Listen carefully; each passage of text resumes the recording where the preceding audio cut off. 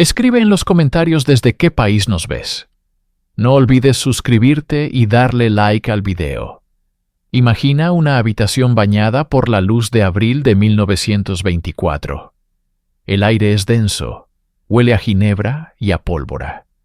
En el suelo yace el cuerpo de un hombre, mientras una joven hermosa, Beulah Annan, observa la escena con una calma escalofriante. De fondo, un gramófono no deja de tocar un foxtrot, una melodía alegre que contrasta macabramente con la tragedia. Esta no es solo la escena de un crimen, es el nacimiento de una leyenda, la chispa que encendería el escenario de Broadway y convertiría a una asesina en un ícono. Esta es la verdadera y aterradora historia que inspiró el musical Chicago. En los campos ondulados y las tranquilas calles de Owensboro, Kentucky, a principios del siglo XX, nació una historia que eventualmente resonaría en los escenarios más grandes del mundo, aunque no de la manera que nadie podría haber imaginado. Aquí, en 1900, vino al mundo Beulah May Sheriff. Su infancia no fue una de pobreza extrema ni de gran riqueza. Fue la vida estándar de una familia de clase trabajadora en el sur rural. Sin embargo, desde muy joven, Beulah poseía algo que la distinguía: una belleza llamativa y una ambición que ardía silenciosamente bajo una apariencia dócil y sureña. Creció escuchando historias de las grandes ciudades del norte, lugares llenos de luces, música y oportunidades que parecían un universo de distancia de la predecible monotonía de Kentucky. En su mente, estas ciudades no eran solo lugares en un mapa, eran promesas de una vida diferente, una vida donde una chica como ella podría ser alguien más que la esposa de un granjero o un comerciante. Su inquietud se manifestó temprano. A los 17 años, en un intento por escapar, o quizás por encontrar una forma de amor que se ajustara a sus sueños, se casó con su primer esposo, un linotipista llamado Perry Stephens. El matrimonio fue breve, una nota a pie de página en su juventud que terminó en divorcio. Este primer fracaso no la desanimó. Por el contrario, pareció solidificar su convicción de que su destino no se encontraba en los confines de su ciudad natal. Kentucky era una jaula, y ella anhelaba volar. Beulah no era malvada por naturaleza, o al menos no hay nada en su historia temprana que sugiera una inclinación hacia la oscuridad. Era más bien un producto de su tiempo y de sus deseos. Una joven que sentía que la vida le debía más de lo que le había dado, y que estaba dispuesta a buscarlo sin importar el costo. El retrato de la joven Beulah es uno de anhelo.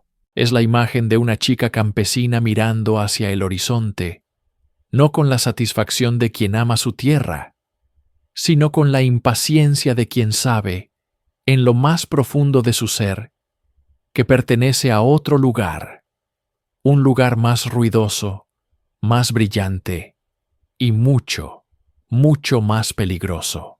Mientras Beulah Sheriff soñaba con escapar, una ciudad en el norte estaba rugiendo, transformándose en el epicentro de la modernidad estadounidense. Chicago, en la década de 1920, no era solo una ciudad, era un fenómeno.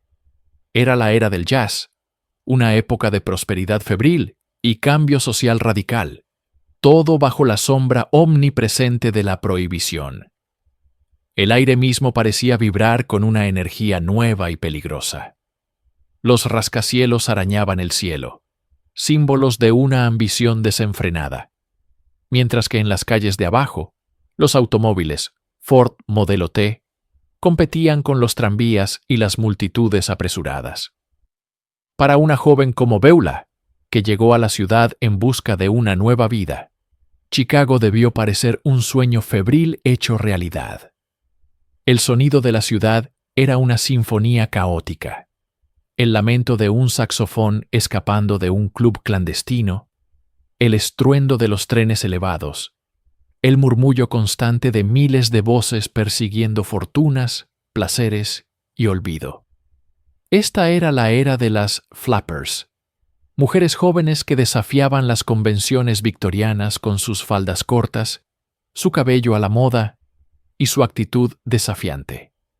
Fumaban en público, bebían ginebra ilegal en speakeasies y bailaban el Charleston con un abandono que escandalizaba a la generación anterior. Chicago ofrecía una libertad anónima que era imposible en un pueblo pequeño. Aquí, uno podía reinventarse, deshacerse de su pasado y crear una nueva identidad. Pero esta libertad tenía un precio. La prohibición, destinada a moralizar a la nación, había creado un submundo criminal increíblemente lucrativo. Gánsteres como Al Capone controlaban el flujo de alcohol ilegal, y la violencia era una herramienta comercial común. La corrupción se extendía por la policía y la política, creando un entorno en el que las líneas entre el bien y el mal se volvían peligrosamente borrosas. Para Beulah, esta ciudad no era solo un nuevo hogar. Era un escenario, un lugar donde su belleza y encanto podían ser activos valiosos, donde las reglas eran flexibles y donde el sueño de una vida glamorosa parecía, por primera vez, al alcance de la mano. Sin saberlo, había entrado en el crisol que forjaría su destino, un lugar donde la ambición y la moralidad chocarían de la manera más espectacular y sangrienta. En medio del caos y el glamour de Chicago, Beulah encontró una apariencia de estabilidad en la forma de Albert Al-Hanan. Al no era el tipo de hombre que protagonizaba los titulares de los periódicos, ni el alma de las fiestas clandestinas que comenzaban a fascinar a Beulah. Era un hombre fundamentalmente decente y trabajador, un mecánico de automóviles que pasaba sus días cubierto de grasa, arreglando los motores que impulsaban el ritmo frenético de la ciudad. Para Al, Beulah era una visión, una mujer hermosa y vivaz que representaba todo lo que él deseaba: una esposa, un hogar, una vida tranquila y respetable. Se enamoró rápida y profundamente. Para Beulah, Al representaba algo diferente: seguridad. Era su ancla en la vertiginosa ciudad, un proveedor constante que podía ofrecerle un apartamento, comida en la mesa y un apellido honorable. Se casaron en 1920, y por un breve tiempo pareció que el sueño americano, en su versión más modesta, se estaba haciendo realidad para ellos. Se instalaron en un pequeño apartamento en el South Side, y Al trabajaba incansablemente en el garaje para mantener a su joven esposa. Pero las sombras no tardaron en aparecer en este cuadro doméstico. La rutina que Al encontraba reconfortante, a Beulah le resultaba asfixiante. Las largas horas que él pasaba en el trabajo la dejaban sola, con demasiado tiempo para pensar y para escuchar la música de jazz que flotaba desde los locales cercanos, un recordatorio constante de la vida emocionante que se estaba perdiendo. El olor a aceite de motor en la ropa de Al contrastaba fuertemente con el perfume caro y la ginebra ilícita del mundo que ella anhelaba. El amor honesto y sencillo de Al era un refugio, pero Beulah no buscaba un refugio, buscaba un escenario.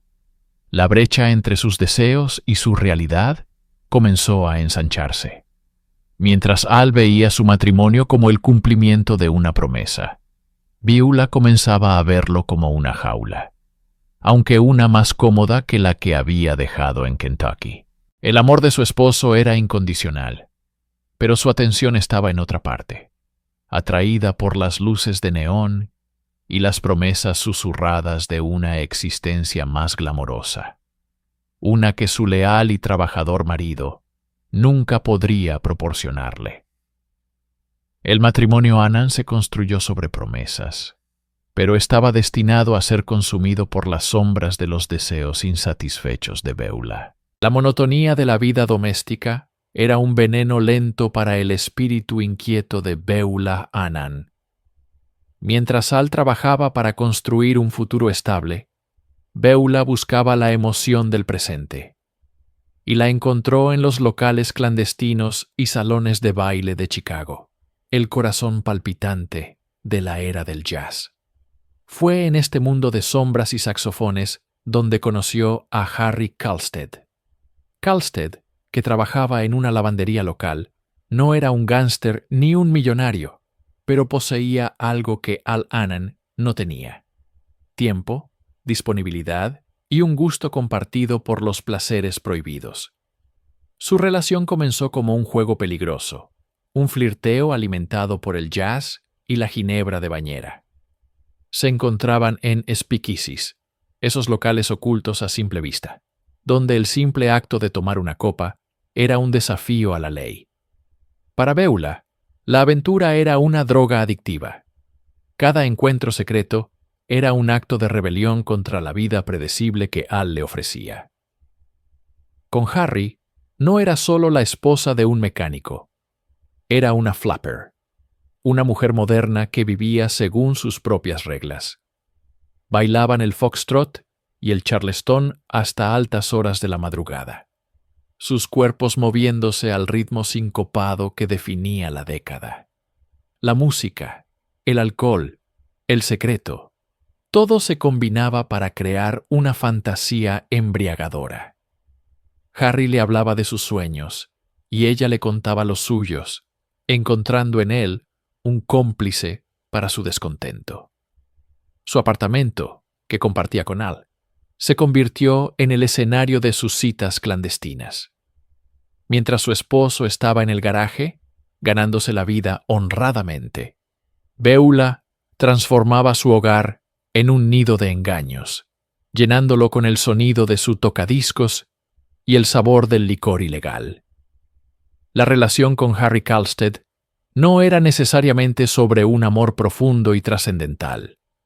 Era sobre la emoción del momento, sobre sentirse viva y deseada de una manera que su matrimonio ya no le proporcionaba. Sin embargo, este juego de secretos tenía una tensión inherente. Cada mentira contada a Al, cada cita robada, aumentaba el riesgo. La doble vida que llevaba Beulah era un equilibrio precario sobre una cuerda floja, y el viento de la realidad soplaba cada vez más fuerte. La emoción de lo prohibido estaba a punto de exigir un precio terrible, uno que se pagaría no con dinero, sino con sangre. El aire en el pequeño apartamento del número 838 de la avenida Drexel estaba cargado, no solo por el humo de los cigarrillos, sino por una tensión palpable, una mezcla de deseo, celos y alcohol. La tarde del 3 de abril de 1924 había comenzado con copas y risas, pero la atmósfera se había agriado. Harry Kalstead, el amante ocasional, quería más de lo que Beulah Annan estaba dispuesta a dar esa tarde. Quería exclusividad, una promesa, un futuro. Beulah, por su parte, vivía en el ahora, un presente precario que administraba con encanto y evasivas. La discusión escaló. Las voces se elevaron. Las palabras se convirtieron en armas afiladas. Harry, envalentonado por el licor y la frustración, se volvió insistente, quizás amenazante. En ese instante, algo se quebró en la mente de Beulah. No fue un arrebato de pánico ciego, sino una decisión fría y cristalina. Se levantó, caminó hacia el dormitorio y regresó con la pistola automática Colt calibre .38 de su esposo, Albert. El metal frío se sentía pesado y definitivo en su mano. No hubo más advertencias. El primer disparo resonó, un estruendo antinatural que silenció la discusión. Luego el segundo, el tercero y el cuarto, una sucesión brutal que aseguró que Harry Kalstead nunca más volvería a exigirle nada. Cayó al suelo, una figura inerte en medio de la sala.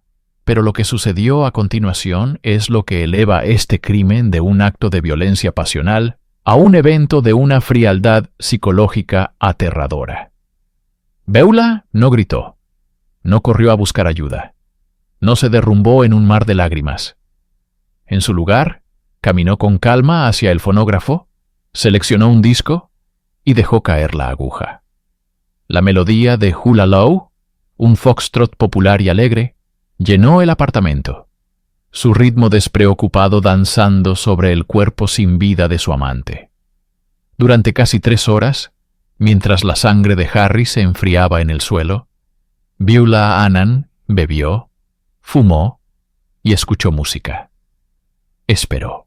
Cuando su esposo Albert finalmente llegó a casa del trabajo, lo encontró todo: la música festiva, el cadáver en el suelo y a su esposa, sentada, esperándolo con una historia ya formándose en sus labios. Albert Annan se quedó paralizado en el umbral. El mundo que había dejado esa mañana se había desvanecido, reemplazado por una escena de pesadilla ambientada con la banda sonora más incongruente.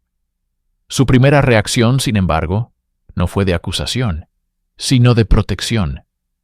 El amor, o quizás una forma de negación desesperada, lo impulsó a actuar.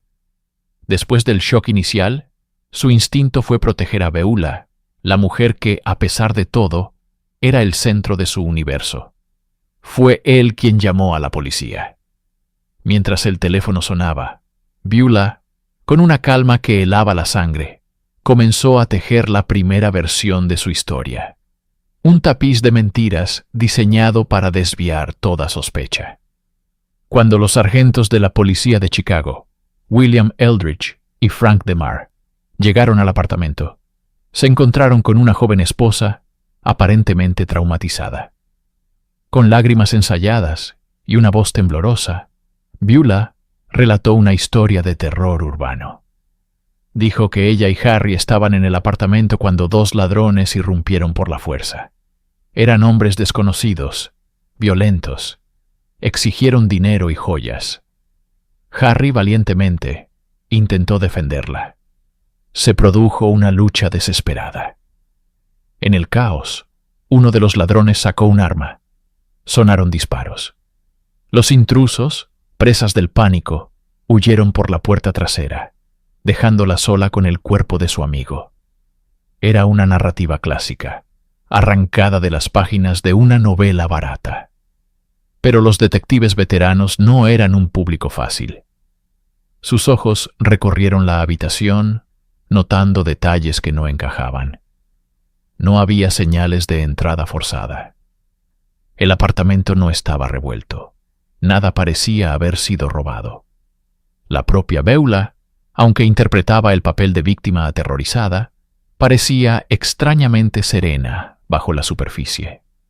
Los sargentos intercambiaron una mirada.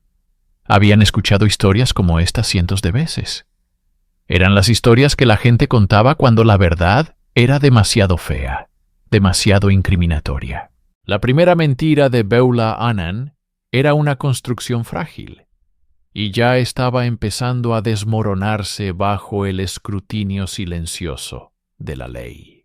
El ambiente del apartamento, impregnado de perfume y mentiras, fue reemplazado por el olor a desinfectante y desesperación de la comisaría del distrito de Hyde Park. Bajo las luces crudas y la mirada implacable de los detectives, la compostura de Beulah comenzó a flaquear. La historia de los ladrones, tan conveniente en su propia sala de estar, sonaba hueca y absurda en la austeridad de la sala de interrogatorios. Los detectives Eldridge y DeMar trabajaron metódicamente, separando a Beulah de Albert.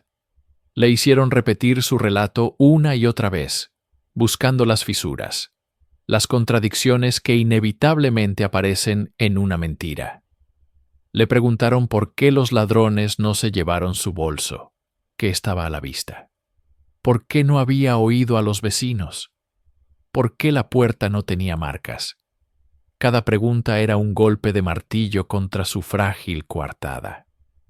Mientras tanto, Albert, en otra habitación, ofrecía una versión que, aunque intentaba proteger a su esposa, no coincidía en los detalles cruciales. La presión aumentó. Los detectives le dijeron a Beulah que su historia no se sostenía, que los vecinos no habían visto ni oído a ningún intruso. Le insinuaron que Albert podría no corroborar su versión. Sola, sin el apoyo de su marido y enfrentada a la fría lógica de la investigación, Beulah se dio cuenta de que su primera línea de defensa había caído. Y entonces cambió. Las lágrimas de miedo fingido se transformaron en lágrimas de una supuesta vulnerabilidad. Abandonó la historia de los ladrones y adoptó una nueva verdad, una más íntima, y esperaba, más simpática. Confesó haber disparado a Harry Kalstead, pero lo reformuló no como un asesinato, sino como un acto trágico de defensa propia. En esta nueva versión, Harry había estado bebiendo mucho. Se volvió agresivo. Sus intenciones eran lascivas y no aceptaba un no por respuesta. Él la amenazó. Temiendo por su honor y su vida, ambos forcejearon por la pistola de Albert. En la lucha, el arma se disparó accidentalmente, una y otra vez. Era una confesión, sí, pero una confesión cuidadosamente esculpida, diseñada para transformarla de agresora a víctima. Beulah Annan no solo estaba luchando por su libertad, estaba audicionando para el papel de su vida. La noticia de un asesinato en un vecindario respetable, perpetrado por una joven y atractiva ama de casa, era como miel para las abejas de la prensa de Chicago. En la década de 1920, la ciudad era un hervidero de periodismo sensacionalista, donde los periódicos competían ferozmente por la historia más jugosa, el titular más llamativo. El caso de Beulah Annan no fue una excepción. Se convirtió en el evento principal. En el momento en que su historia y su fotografía llegaron a las redacciones, dejó de ser simplemente una sospechosa de asesinato para convertirse en un personaje público. El Chicago Tribune, en particular, vio en ella una mina de oro. Enviaron a su mejor reportera, una mujer astuta y de pluma afilada, llamada Maureen Dallas Watkins. Watkins no solo informó sobre el caso, lo moldeó. Fue ella quien, al ver a Beulah, la bautizó con un apodo que se quedaría grabado en la conciencia pública: la asesina más bella de la cárcel del condado de Cook. De la noche a la mañana, Beulah Annan se transformó en una celebridad. Los periódicos no se centraban en la brutalidad del crimen ni en la vida truncada de Harry Kalstead. En su lugar, llenaban sus columnas con descripciones de la belleza de Beulah, su figura esbelta, sus ojos expresivos y su impecable sentido de la moda, incluso tras las rejas. Albert, fiel y devoto, le llevaba sus mejores vestidos de seda y zapatos de tacón a la cárcel para sus apariciones ante la prensa. Beulah, una aprendiz rápida y astuta, comprendió el poder de esta atención. Jugó su papel a la perfección. Posaba para los fotógrafos, ofrecía sonrisas tristes y coquetas, y daba entrevistas en las que relataba su versión de los hechos, siempre adaptándola para obtener la máxima simpatía. Se describía a sí misma como una flor sureña delicada, arrastrada a una situación terrible por las circunstancias y la lujuria de un hombre. La prensa se lo tragó todo, presentándola como una heroína trágica. El público, ávido de escándalo y melodrama, la adoraba. En el circo mediático de Chicago, la justicia se estaba convirtiendo en un espectáculo, y Beulah Annan era, sin lugar a dudas, su deslumbrante estrella principal. Mientras las paredes de la celda se cerraban sobre Beulah Annan y la opinión pública la condenaba sin miramientos, una figura formidable emergía de las sombras de los tribunales de Chicago. No era un simple abogado, era un maestro del drama legal, un titiritero de jurados y periodistas por igual. Su nombre era William Scott Stewart, pero en los círculos que importaban era W. O'Brien, un hombre conocido por tomar casos imposibles y convertirlos en espectáculos de absolución. Cuando la familia de Beulah, desesperada, buscó su ayuda, no solo contrataron a un defensor, sino al arquitecto de una nueva realidad. O'Brien no veía a una asesina confesa. Veía arcilla sin moldear, una protagonista para su próxima gran producción judicial. Su primera reunión con Beulah no fue una simple consulta legal, fue una audición. Estudió su belleza frágil, su capacidad para la emoción, su aparente vulnerabilidad. Comprendió de inmediato que la verdad del 2 de abril de 1924 era irrelevante. Lo único que importaba era la verdad que él pudiera construir, una historia tan convincente, tan emotiva, que eclipsara la fría lógica de una pistola humeante y un cuerpo sin vida. O'Brien sabía que la fiscalía tenía hechos, un motivo, un arma, una confesión inicial. Pero él poseía un arma más poderosa en la era del jazz y los titulares sensacionalistas: la narrativa.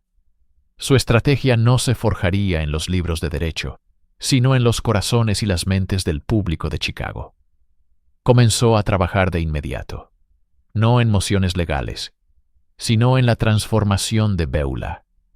La instruyó sobre cómo hablar, cómo vestir, cómo llorar.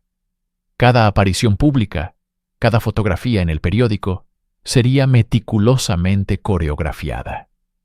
El primer paso era borrar la imagen de la adúltera frívola y reemplazarla con algo mucho más potente, algo que la sociedad de la época no pudiera resistirse a defender.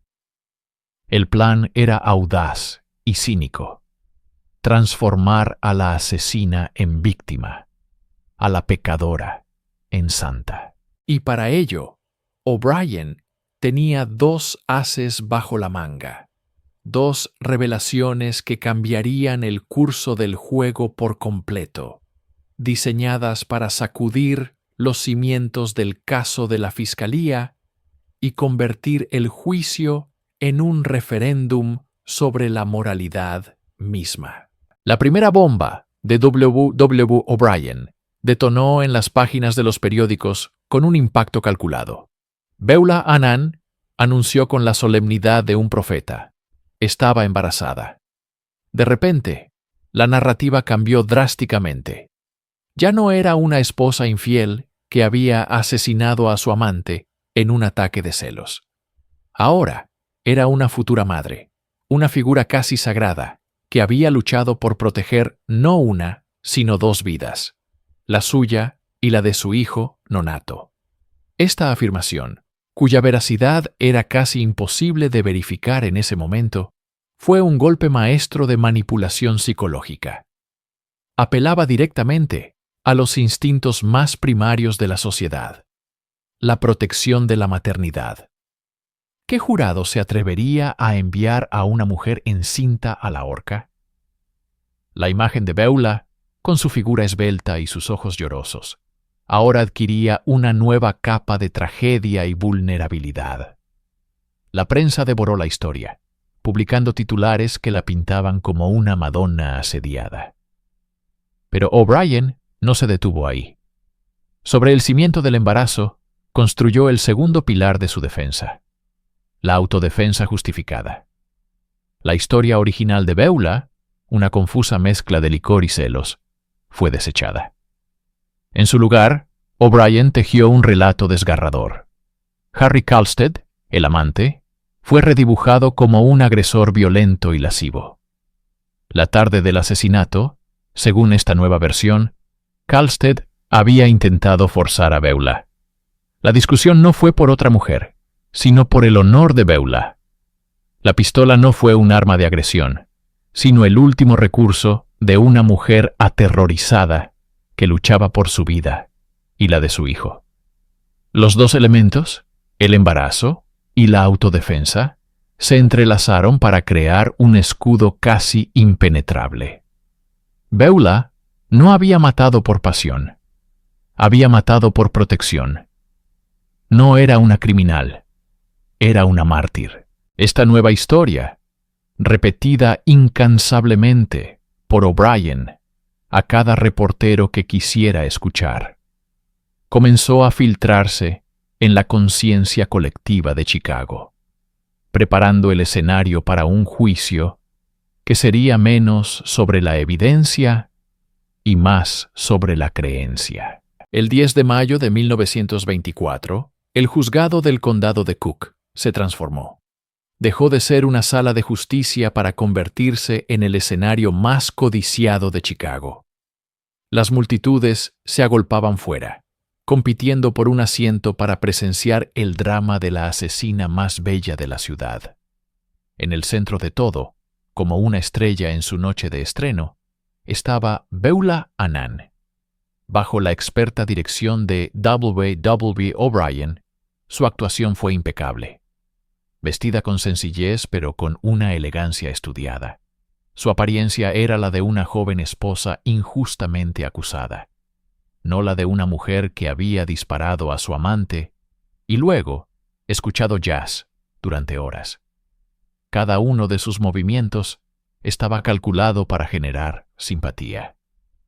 Cuando la fiscalía describía los detalles sangrientos del crimen, Beulah se llevaba un pañuelo a los ojos, sus hombros temblando con sollozos silenciosos pero visibles. Cuando testificaba, su voz era un susurro frágil, a menudo interrumpido por la emoción, obligando al jurado a inclinarse para escuchar su trágica historia. O'Brien, el director de esta orquesta de emociones, sabía exactamente qué botones presionar. Interrogó a Beulah con una suavidad paternal, guiándola a través de su relato de terror y autodefensa.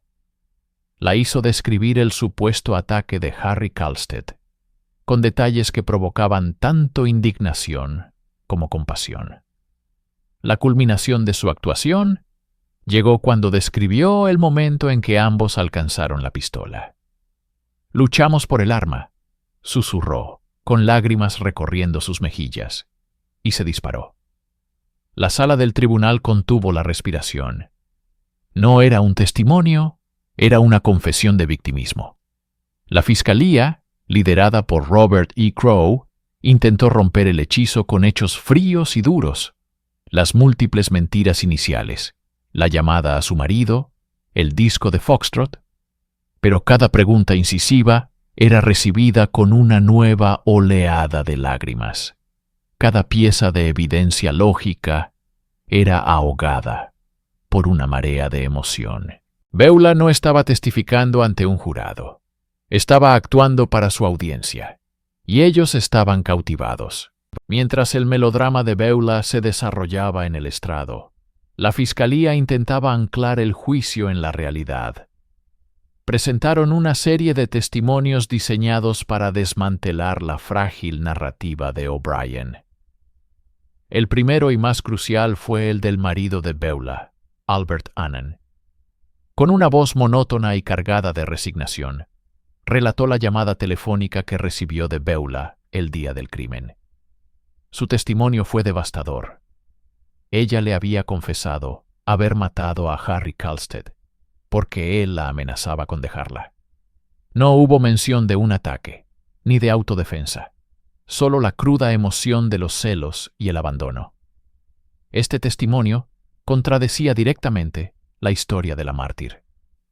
Luego vinieron los médicos. Dos doctores, que habían examinado a Beulah poco después de su arresto, subieron al estrado. Sus declaraciones fueron concisas y profesionales, pero sus implicaciones eran explosivas. Bajo juramento, declararon que no habían encontrado ninguna evidencia física que sugiriera que Beulah Annan estuviera embarazada. la piedra angular de la defensa de O'Brien, la imagen de la madre protectora, se tambaleaba peligrosamente. La fiscalía creía tener el caso cerrado. Tenían el motivo original de boca del propio marido y la probable fabricación del embarazo. Pero W. O'Brien era un maestro en el arte de sembrar la duda. Durante el contrainterrogatorio, atacó la credibilidad de Albert, insinuando que estaba confundido por el shock o que simplemente no recordaba bien la conversación. Con los médicos fue aún más sutil, cuestionando la certeza de sus diagnósticos tempranos, sugiriendo que un embarazo en sus primeras etapas podría ser indetectable. No necesitaba probar que Beulah estaba embarazada. Solo necesitaba crear una duda razonable de que los médicos podrían estar equivocados. La balanza de la justicia oscilaba violentamente. Por un lado, el peso de los hechos, la confesión inicial a Albert, la falta de evidencia médica del embarazo. Por el otro, el peso de la emoción, la imagen de una Beulah hermosa y llorosa, su historia de honor mancillado y la poderosa posibilidad, por remota que fuera, de que estuviera protegiendo a un niño no nato. El jurado, compuesto exclusivamente por hombres, se enfrentaba a una decisión imposible. ¿Seguirían la lógica fría de la evidencia o el irresistible atractivo de una historia perfectamente contada? La tensión en la sala del Tribunal del Condado de Cook era tan densa que podía cortarse con un cuchillo. El 25 de mayo de 1924, después de semanas de un espectáculo mediático sin precedentes, el destino de Beulah Annan estaba en manos de 12 hombres. 12 hombres que habían sido cortejados, entretenidos y, sobre todo, seducidos por la narrativa construida por W. O'Brien. La fiscalía había presentado un caso sólido, un cuerpo, un arma, una confesión inicial. Pero la defensa había presentado algo mucho más poderoso en la era del jazz. Una historia. La historia de una joven hermosa y frágil, una flor del sur trasplantada al duro asfalto de Chicago, que se había defendido de un amante borracho y abusivo. La historia de la maternidad mancillada, del honor defendido con una bala.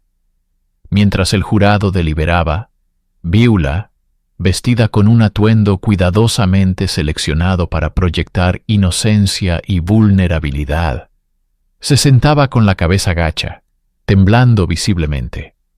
Albert Annan, su leal y engañado esposo, le tomaba la mano, su rostro una máscara de ansiedad. La espera fue sorprendentemente corta, menos de 2 horas. Cuando el jurado regresó, un silencio sepulcral se apoderó de la sala. El secretario tomó el papel del presidente del jurado. Los periodistas se inclinaron hacia adelante, con los lápices listos. El juez ajustó sus gafas. En el caso del Estado contra Beulah Annan, comenzó el secretario, su voz resonando en el silencio. Nosotros, el jurado, encontramos a la acusada. Hizo una pausa dramática. Beulah levantó la vista, sus grandes ojos llenos de lágrimas. No culpable. Un grito ahogado recorrió la sala, seguido de un estallido de murmullos y flashes de cámaras. Beulah Annan ejecutó su movimiento final a la perfección. Se desmayó delicadamente en los brazos de su abogado. La actuación estaba completa. La justicia para muchos había sido burlada. Los periódicos ya estaban preparando sus titulares, no sobre un veredicto, sino sobre una coronación. La asesina más bella de Chicago era ahora una mujer libre. La puerta de la jaula se había abierto, no por la inocencia, sino por el poder de una narrativa bien contada y el encanto de una mujer que entendía perfectamente el juego. La libertad de Beulah Annan No fue un regreso silencioso a la vida doméstica. Fue una explosión de notoriedad. Apenas unas horas después de su teatral desmayo en el tribunal, se enfrentó a un enjambre de reporteros, no como una mujer traumatizada que había escapado por poco de la horca, sino como una celebridad recién acuñada. Fue entonces cuando pronunció la frase que cimentaría su leyenda y revelaría la verdadera profundidad de su superficialidad. Cuando un periodista le preguntó qué haría ahora, ella sonrió, radiante, y declaró: «Me voy a dejar el pelo a lo Bob». En esa simple frase se resumía todo: el juicio, el hombre muerto, el esposo que había gastado hasta su último centavo para salvarla. Todo era secundario a la moda, a la imagen, a la siguiente fase de su vida como ícono. Y la ciudad la aclamó por ello. Chicago la adoraba. Era la encarnación del espíritu flapper, audaz, hermosa y peligrosamente despreocupada. Su fiel esposo, Al-Anan, el hombre que la había apoyado incondicionalmente, pronto descubrió el verdadero precio de su devoción. Al día siguiente del veredicto, Beulah lo anunció públicamente: «He dejado a mi marido. Él es demasiado lento para mí». Lo abandonó sin una pizca de gratitud o remordimiento, dejándolo con las deudas del juicio y el corazón roto.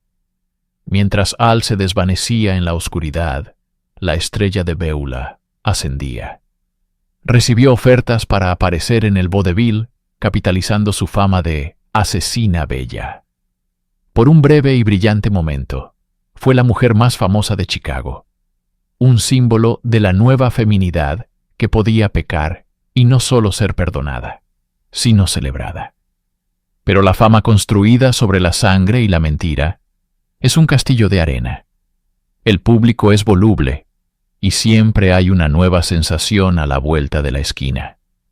La libertad de Beulah era real, pero su estatus de estrella era efímero, una burbuja de champán a punto de estallar, dejando atrás solo la amarga resaca de la realidad. Para comprender verdaderamente el caso de Beulah Anan, debemos mirar más allá de los hechos y adentrarnos en la turbia psicología de su mente. ¿Fue realmente una víctima, una mujer ingenua, empujada a un acto de violencia desesperada?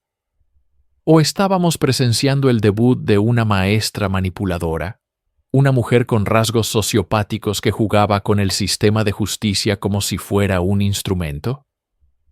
La evidencia apunta abrumadoramente hacia lo segundo. Analicemos su comportamiento. Desde el principio su historia cambió como la arena en el viento. Primero, confesó fríamente el asesinato a su marido. Luego, para la policía, inventó una historia de robo. Finalmente, bajo la tutela de su abogado, tejió la narrativa de autodefensa y embarazo, una historia diseñada para tocar las fibras sensibles de un jurado masculino. Esta capacidad camaleónica para adaptar su realidad a lo que más le convenía no es un signo de pánico, sino de un cálculo frío. Beulah exhibía una marcada falta de empatía. Su preocupación principal nunca fue Harry Kalstead, el hombre cuya vida había terminado, ni siquiera su propio futuro a largo plazo. Su enfoque estaba en el momento presente. La atención, la simpatía, la adulación, el trato que le dio a su esposo Al es quizás el indicador más claro. Él fue su peón más leal, sacrificando sus ahorros y su reputación por ella. En el momento en que ya no le fue útil, lo descartó con una crueldad asombrosa. Este patrón de usar y desechar personas es un rasgo clásico de los trastornos de personalidad del grupo B, como el narcisismo o la sociopatía. Su actuación en el tribunal, desde los atuendos cuidadosamente seleccionados hasta el desmayo perfectamente sincronizado, revela una comprensión instintiva de la psicología de la audiencia. Sabía qué botones presionar, cómo presentarse como la damisela en apuros. No lloraba por su crimen, lloraba por su situación. No sentía remordimiento, sentía autocompasión. Beulah Annan no era simplemente una mujer que cometió un asesinato.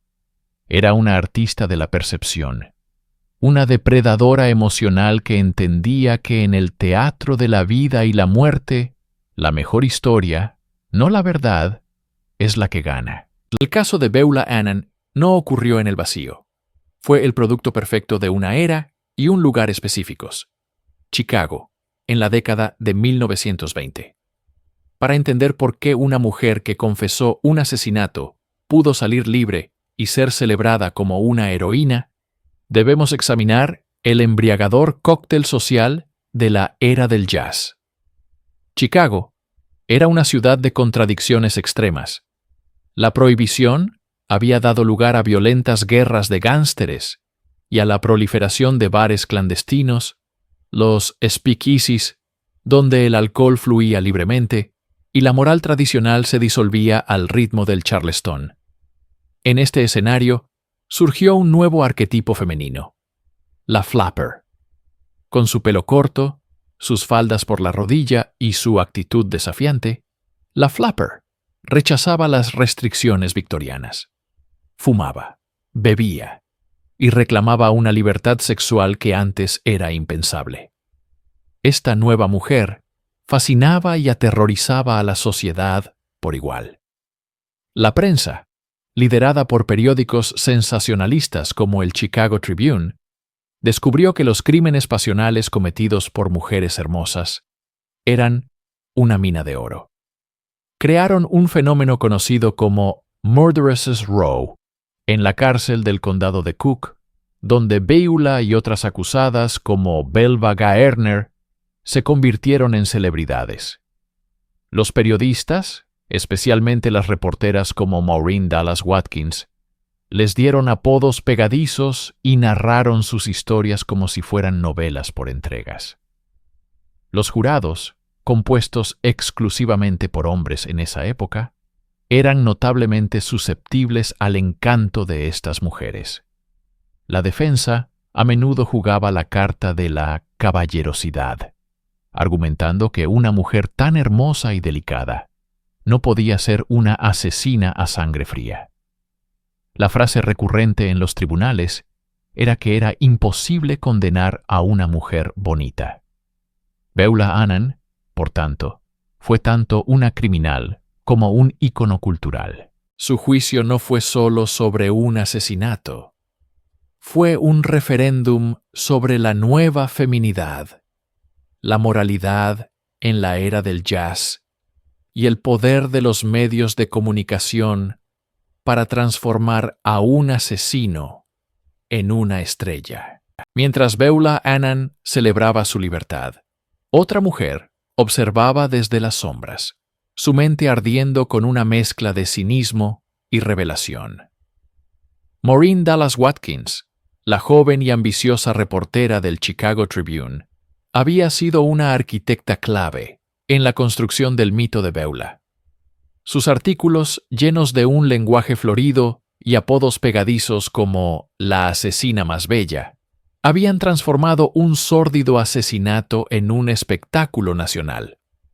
Watkins no era una simple cronista, era una participante activa, una narradora que moldeaba la percepción pública con cada palabra que tecleaba. Sin embargo, el veredicto de no culpabilidad fue un punto de inflexión para ella. Lo que para Beulah fue una victoria, para Watkins fue una amarga lección sobre la maleabilidad de la justicia y la peligrosa seducción de la fama. Profundamente desilusionada con el sistema que había presenciado, donde el encanto y una buena historia podían absolver a un asesino, Watkins se alejó del periodismo. Sentía que había sido cómplice de una farsa, que sus propias crónicas habían ayudado a liberar a una mujer que ella, en el fondo, creía culpable. El circo mediático la había asqueado. Se matriculó en la Escuela de Drama de Yale, buscando un nuevo medio para procesar y expresar la podredumbre moral que había presenciado en las salas de justicia de Chicago. Allí, el recuerdo del juicio de Beulah Annan y Belva Gaertner no la abandonó. Se convirtió en una obsesión, un relato que exigía ser contado, pero esta vez, bajo sus propios términos, sin las restricciones del reportaje diario.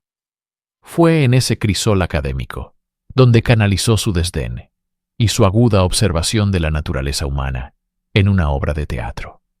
La llamó simplemente Chicago. En esta obra, Watkins no buscaba informar, sino satirizar. Expondría la corrupción, la estupidez de la prensa y la facilidad con que el público se dejaba engañar. Los personajes de Roxy Hart y Velma Kelly no eran heroínas, sino caricaturas mordaces de Beulah y Belva, despojadas de cualquier simpatía y presentadas como maestras de la manipulación. La obra de Watkins sería su venganza, su verdadero veredicto. Sería la sentencia que el jurado nunca dictó, inmortalizando a Beulah no como una víctima inocente, sino como el símbolo eterno de una justicia pervertida. La libertad, ese premio por el que Beulah Annan había luchado con tanto ingenio y seducción, resultó ser un escenario vacío una vez que los focos se apagaron. La fama que la había salvado de la horca era adictiva, pero efímera. Inmediatamente después del juicio, declaró a la prensa que lo más importante en su vida era su matrimonio con Albert Annan, el leal tonto que había financiado su defensa. Sin embargo, esta declaración fue tan performática como su testimonio en el estrado. Apenas 3 meses después de su absolución, el 25 de mayo de 1924, Beulah lo abandonó. Solicitó el divorcio, alegando que Albert era demasiado lento y aburrido para su nuevo estilo de vida. La mujer que él había salvado lo descartó como a un accesorio pasado de moda. La victoria la había transformado, o quizás simplemente había revelado su verdadera naturaleza. Su vida se convirtió en una búsqueda desesperada por recapturar la emoción y la atención del juicio. Se casó de nuevo con un boxeador llamado Edward Harlib en 1926, pero la unión duró solo unos meses. El brillo de la notoriedad se desvanecía rápidamente, y sin el drama de un juicio por asesinato, Beulah era simplemente otra mujer divorciada en una ciudad llena de ellas. Su nombre, que una vez estuvo en todos los titulares, comenzó a desaparecer de las columnas de Sociedad. La historia de la asesina del jazz ya era vieja noticia, reemplazada por nuevos escándalos y nuevas celebridades efímeras. Beulah intentó aferrarse a la relevancia, pero el mundo había seguido adelante. Se encontró a la deriva, una ex-celebridad cuyo único talento había sido el de sobrevivir a su propio crimen. Su existencia posterior fue un eco silencioso de su ruidoso pasado. Se casó una tercera vez con un hombre llamado Abel Marcus, pero la estabilidad seguía siendo esquiva. La mujer que había engañado a la muerte no pudo engañar al tiempo ni a la intrascendencia. Su final no llegó con un estallido de glamour, sino con un susurro trágico. En 1928, apenas 4 años después de su triunfal absolución, Beulah Annan murió de tuberculosis en un sanatorio, a la edad de 28 años. La asesina más bella de Chicago tuvo un final feo, solitario y completamente desprovisto del drama que tanto había anhelado. En la deslumbrante y trágica ópera de la vida de Beulah Annan, hay un personaje cuya voz fue silenciada desde el primer acto: Harry Kalstead. Mientras el mundo se obsesionaba con la belleza, las mentiras y las piernas de Beulah, el hombre cuya muerte lo inició todo fue relegado a una nota a pie de página en su propia historia. Se convirtió en un mero accesorio, el cadáver sobre el que se construyó una leyenda. Pero Harry Kalstedt era más que eso.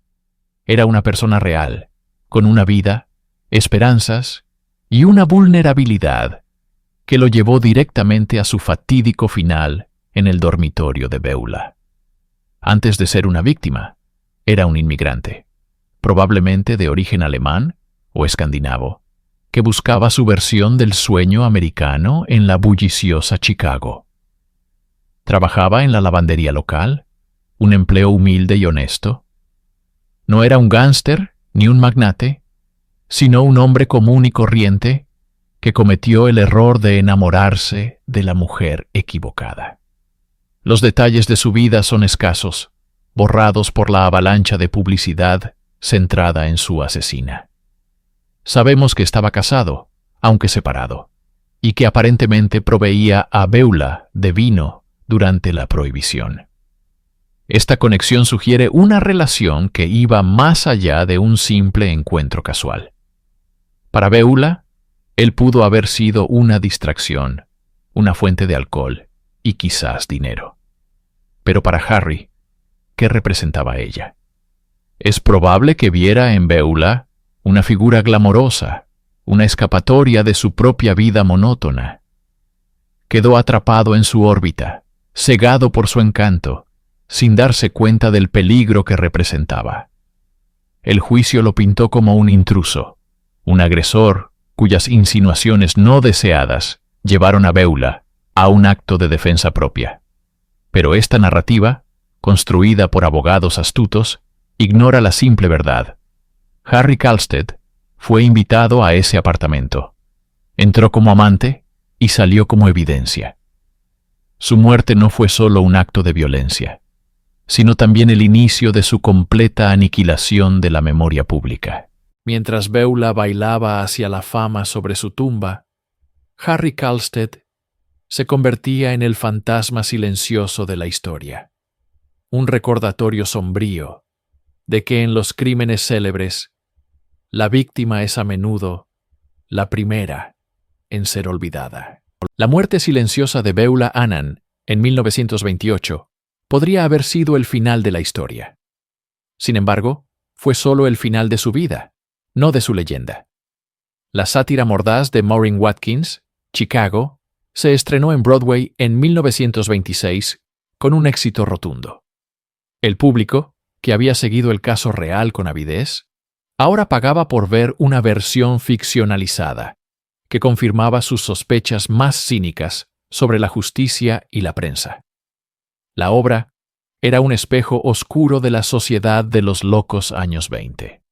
El éxito de la obra condujo a una adaptación cinematográfica muda en 1927, y más tarde, a la película de 1942, Roxy Hart, protagonizada por Ginger Rogers. En cada encarnación, la historia se alejaba más de la sórdida realidad del apartamento de Beulah y se acercaba más al mito. El personaje de Roxy Hart se estaba convirtiendo en un arquetipo americano. La mujer astuta, que usa su feminidad para manipular un sistema corrupto y salir victoriosa. Pero la transformación más espectacular aún estaba por llegar. En la década de 1970, en una América post-Watergate y desilusionada con sus instituciones, el director y coreógrafo Bob Fosse vio en la vieja obra de Watkins un reflejo perfecto de su tiempo. Junto con los compositores John Kander y Fred Ebb, tomó el esqueleto cínico de la historia y lo vistió con el deslumbrante y decadente estilo del vodevil. El musical Chicago, estrenado en 1975, fue una obra maestra de la ironía. Convirtió el asesinato, la mentira y la corrupción en números de baile espectaculares y canciones pegadizas. Roxy Hart, la versión inmortal de Beulah Annan, ya no era solo una asesina, era una estrella, una antiheroína cuyo anhelo de fama era a la vez repulsivo y extrañamente comprensible. El musical y su exitoso resurgimiento en 1996, así como la película ganadora del Oscar en 2002, cimentaron el legado de Beulah de una manera que ella nunca podría haber imaginado. la mujer real que murió joven y olvidada, se convirtió en un ícono cultural eterno. Su crimen, despojado de su sangre, y su tragedia, ahora vive para siempre bajo las luces de Broadway, un testimonio perdurable y brillante de la fascinación de la sociedad por el asesinato, cuando se presenta con un poco de razzle-dazzle.